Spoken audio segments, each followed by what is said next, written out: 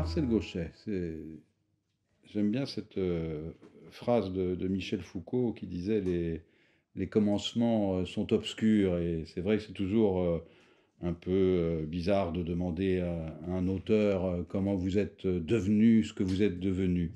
Mais peut-être le plus simple quand même, c'est d'essayer de comprendre votre parcours à la lumière d'une chose. Vous n'êtes pas enfermé dans une discipline, vous avez employé une fois cette formule, je passe par l'histoire, mais mon projet est d'ordre philosophique. Alors, cette formule est très condensée et très limpide, mais est-ce qu'on peut tenter de l'expliquer en remontant, si je puis dire, aux sources, au terreau familial et aux études qui ont suivi? Je suis l'un des derniers produits de la méritocratie républicaine quand elle fonctionnait. Mes parents étaient de milieux extrêmement modestes. Mon père était cantonnier et fonctionnaire, ponts et chaussées. Et ma mère, couturière, à domicile. Elle recevait des gens dans un petit village d'une société encore très rurale dans mon enfance. Et puis il y avait l'école. Bon. Et donc, j'ai jamais eu d'ailleurs, je fais partie encore de cette génération où le problème de l'orientation ne se posait pas. Parce qu'on m'a orienté, mais pas dans le sens où ce terme a signifié aujourd'hui. Être orienté, ça veut dire être dégagé du circuit. Bon. Donc moi, c'est l'inverse. Les maîtres d'école, comme on les appelait à l'époque, repéraient les éléments qui leur paraissaient prometteurs et se faisaient des pieds et des mains pour leur faire franchir les étapes du cursus. Donc, c'est de cette manière-là que je n'ai pas eu à me poser de questions, parce qu'à chaque fois, à la limite, sans me demander mon avis, on a jugé qu'il fallait que je franchisse un cap supérieur, ce qui était quelquefois un peu terrifiant pour un petit paysan venant du bocage normand. Je n'ai pas tout à fait rassuré quand je franchissais l'étape. C'est comme ça que je suis atterri pour finir à l'école normale d'instituteur, à Saint-Lô, dans la Manche. C'est en même temps la découverte de la politique. À 15 ans, j'étais syndiqué. Parce qu'entrer à l'école normale, ça voulait dire tomber dans le bain du syndicalisme enseignant, qui à l'époque était extrêmement effervescent. Et si je puis dire, je suis entré, comme on entre en religion, en syndicalisme d'extrême gauche. Parce que dans le syndicalisme enseignant, à l'époque, il y avait une fraction d'avant-garde qui s'appelait l'école émancipée, qui était naturellement divisée en N chapelles, mais qui toutes au moins savaient se réunir contre le courant dominant. On était en plus en pleine guerre d'Algérie, ce qui a été évidemment très important pour toute une génération. Là aussi, mon cas est banal, évidemment. Ça vous amenait à des interrogations qui étaient très loin de mon milieu d'origine, dont la caractéristique, c'était un monde dominé encore par l'Église catholique, qui était bien vivante dans ses campagnes, et totalement dépolitisée. C'est-à-dire, on ne parlait jamais de politique. Et mon père avait quelques velléités de temps en temps de ce côté-là, que ma mère rabattait immédiatement en lui faisant comprendre qu'il ne fallait surtout pas s'engager sur ce terrain dangereux. Donc là, j'ai changé d'un seul coup d'univers, parce qu'on parlait beaucoup de politique dans ce petit monde. Et puis voilà, à partir de là, j'ai eu un autre parcours, mais où j'ai acquis les bases en fait de ce que j'ai fait depuis. Le goût pour la philosophie est né de la rencontre avec la philosophie, tout simplement. J'ai compris dès l'instant où j'ai abordé ce terrain que c'était là que je voulais être, dans tous les cas. Et puis la philosophie politique, je le disais à l'instant, à cause de mes intérêts politiques au sens strict, mais mes intérêts politiques toujours mêlés en effet de quelque chose qui a été mon intuition de départ, peut-être nourrie d'ailleurs de l'intérêt pour la philosophie. L'intérêt premier que j'ai éprouvé pour la philosophie, c'était d'époque, c'était la phénoménologie, qui était un programme extraordinairement prometteur. C'est un programme très déceptif en réalité, je m'en suis rendu compte après, mais qui m'a beaucoup marqué. Et aussi, si je puis dire, le sens phénoménologique de la chose même, hein, et l'intérêt politique pour l'expérience des personnes dans le monde social. Pour moi, c'est des choses qui se sont nouées tout à fait naturellement. Regarder toujours le champ politique par le point de vue des acteurs qui sont dedans. C'est une préoccupation qui ne m'a jamais quitté. Et en ce sens-là, j'ai été très tôt, en dépit de l'immense apport que ça représentait pour moi, très critique du structuralisme, qui me semblait évacuer justement toute cette dimension de l'expérience des acteurs et de la signification qu'ils donnaient à leur conduite, sur quelque plan que ce soit, mais en particulier politique. Par ailleurs, ce parcours générationnel, qui est une banalité totale, explique aussi la manière dont je suis arrivé à la philosophie politique, puisque c'est pour l'essentiel dans ce champ-là que j'ai été amené à travailler. Philosophie politique parce que jeunesse militante, parce que choc de 68 avec tout ce que ça a remis en question, ouvert de possibilités, obligé à des révisions déchirantes. Hein, voilà, j'ai mes deux piliers. C'est d'un côté cette culture nouvelle qui nous paraissait destinée à renouveler complètement le champ philosophique, et ça, bien avant, dans mon cas, même avant l'intérêt politique, la linguistique, donc la philosophie du langage, avec tout ce que ça voulait dire, la psychanalyse, chose immense, dont on a peine aujourd'hui à mesurer ce qu'elle a pu représenter dans les années 1960, quand ça a été la grande explosion publique de la découverte freudienne. Ethnologie, là aussi, de façon très étrange d'ailleurs, l'impact de cette immense remise en question qu'imposait le décentrement ethnologique par rapport à nos sociétés, que ramassait principalement à l'époque le nom de Lévi-Strauss, a disparu. On a peine à rendre compte auprès des plus jeunes générations de ce que représentait cette obligation du regard éloigné, comme a dit Lévi-Strauss dans un titre magnifique. Et puis, il y avait évidemment l'apport de la sociologie critique de l'époque, très inspiré par des marxismes qui étaient éventuellement assez incompatibles entre eux, mais qui nourrissaient la réflexion.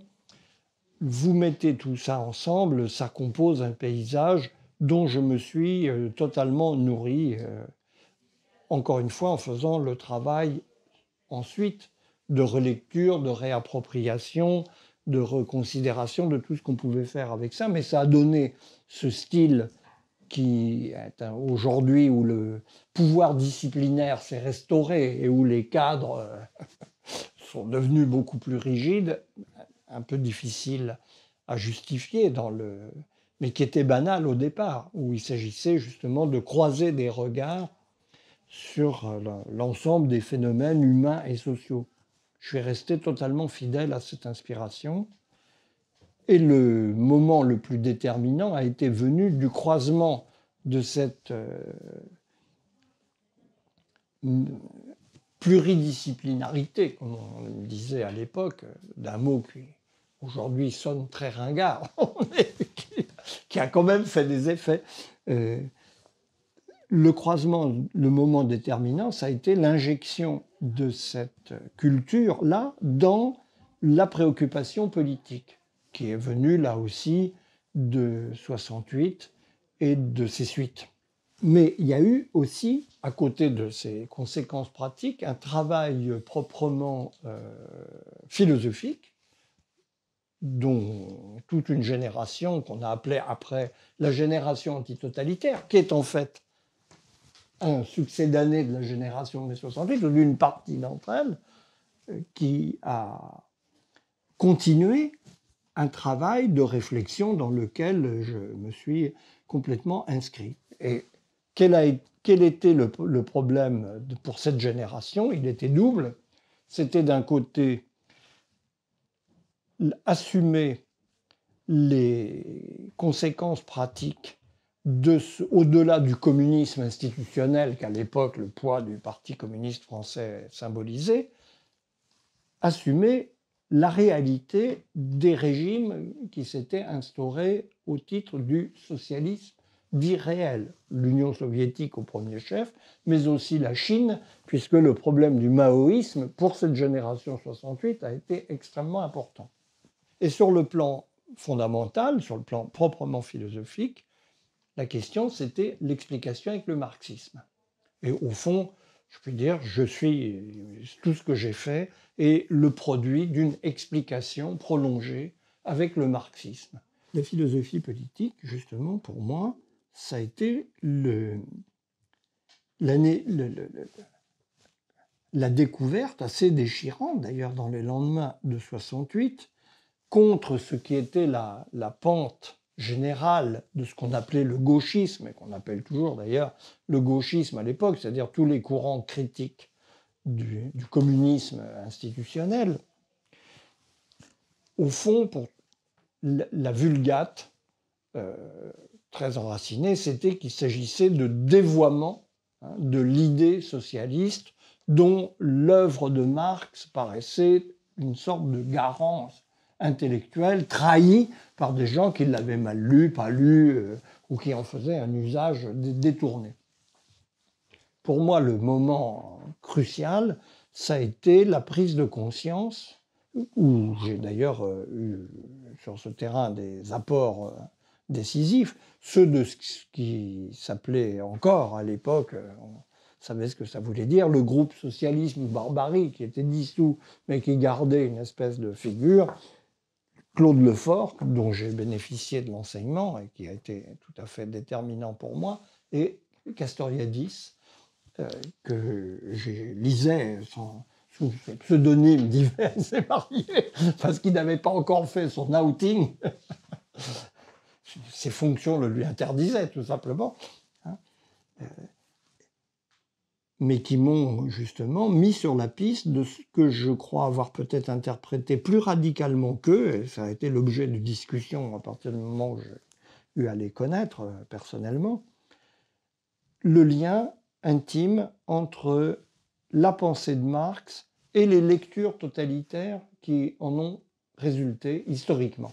Non pas du tout d'ailleurs que je dise quoi que ce soit comme la pensée de Marx est intrinsèquement totalitaire, à la Popper par exemple.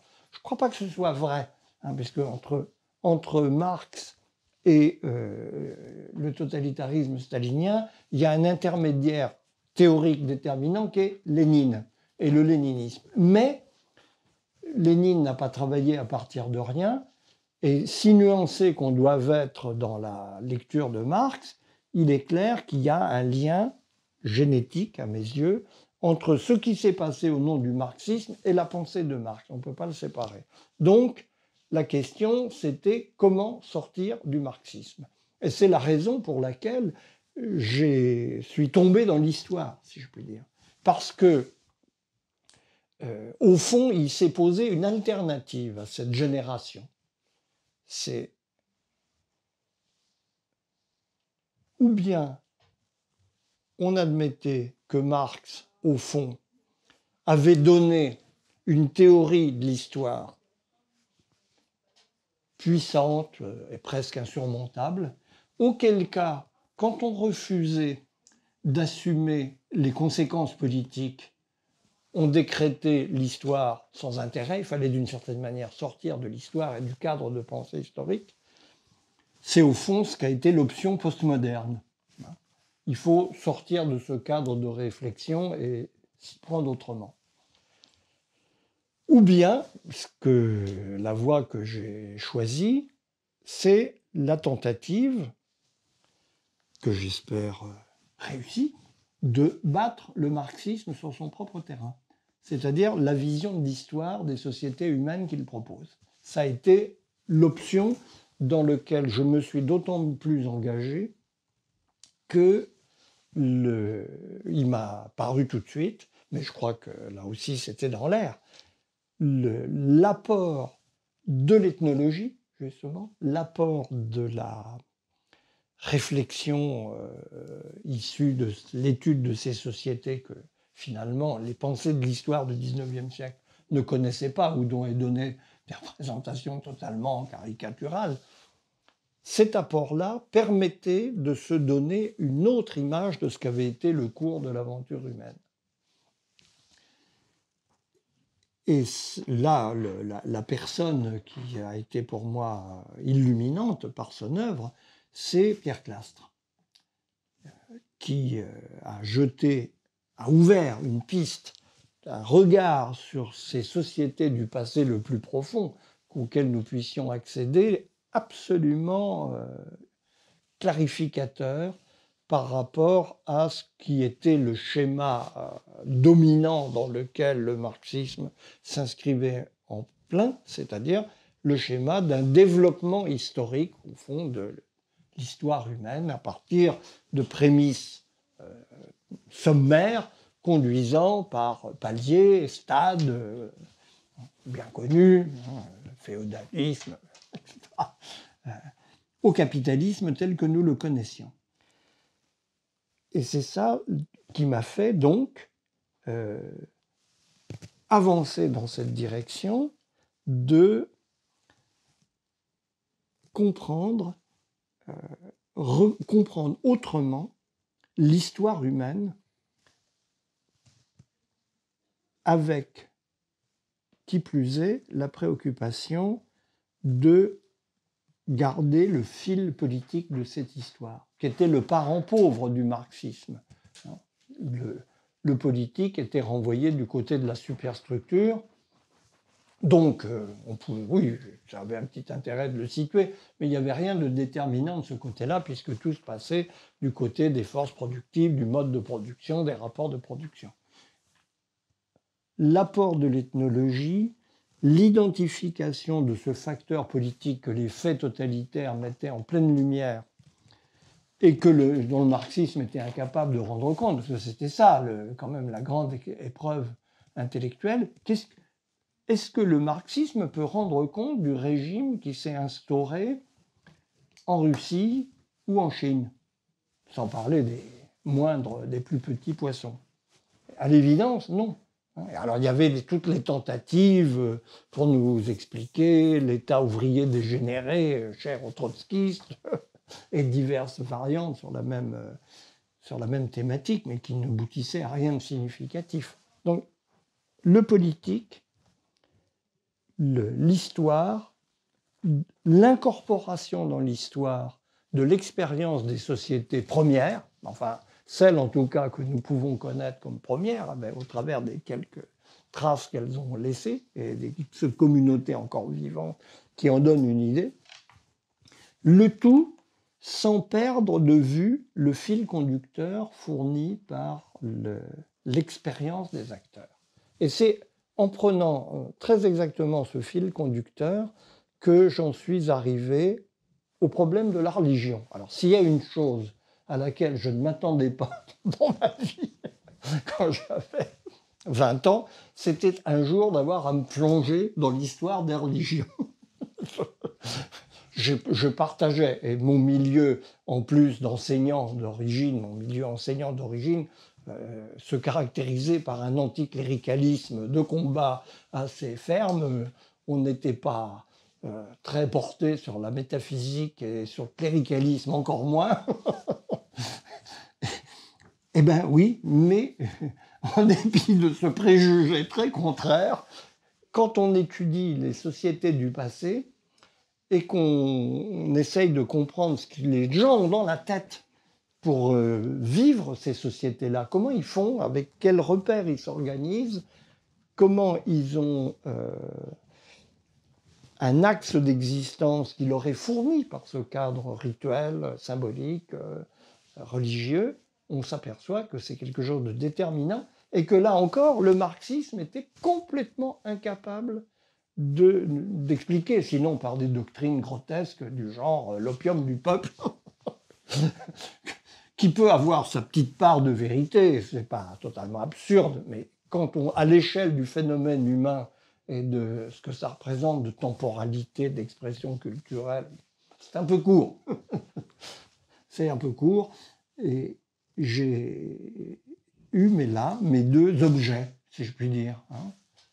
Les deux objets sur lesquels le marxisme était aveugle. Le politique, d'un côté, le religieux, de l'autre.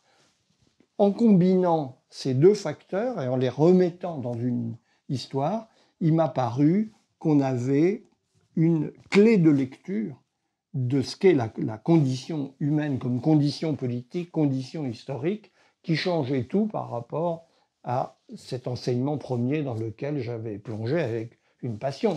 La lecture du manifeste communiste de Marx, quand j'avais 15 ans, justement, a été pour moi probablement l'événement moteur de toute ma vie, parce que ça a donné une perspective sur ce qui se passait extraordinaire.